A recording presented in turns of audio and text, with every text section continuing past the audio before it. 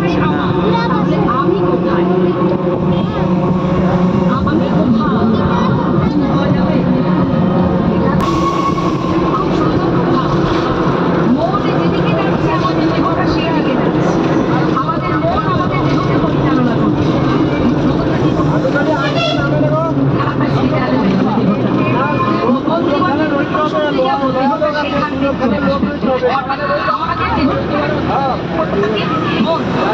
তাহলে মনটাকে তুমি না, মন তোমার বশীভূত। তুমি তোমার মনকে যেখানে নিয়ে যাবে মনকে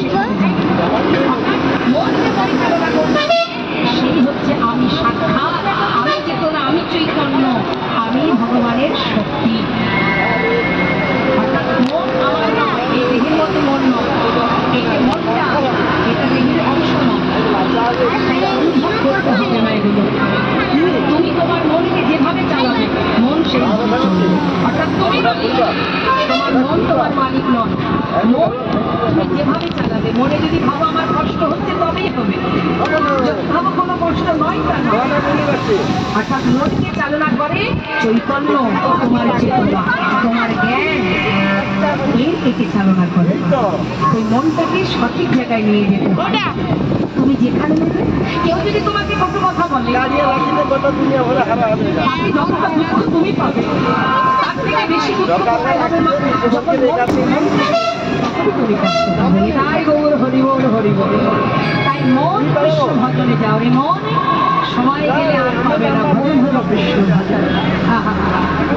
শাস্ত্রে বললেন এমন স্বাদের মানব জনম পেয়েছ, সময় গেলে আর পাবে না। তাই মা বরাবরিতে বলছে যদি ভালোবাসতেই হয় আপন জনকে দেবে না, নিজের মানুষ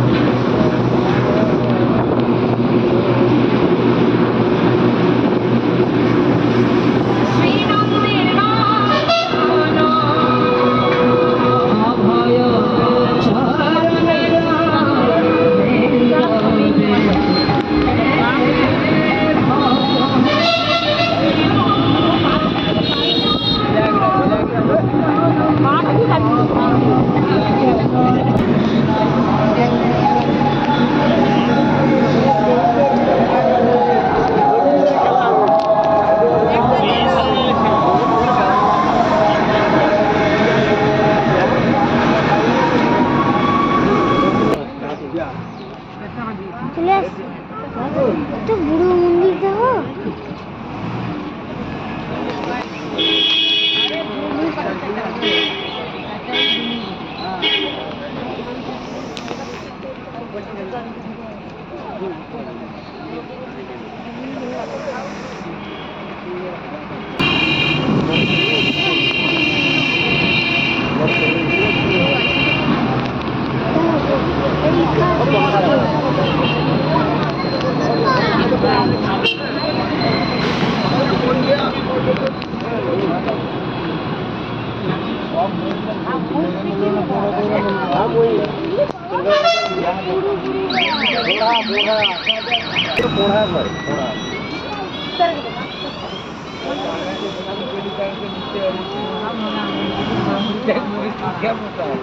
না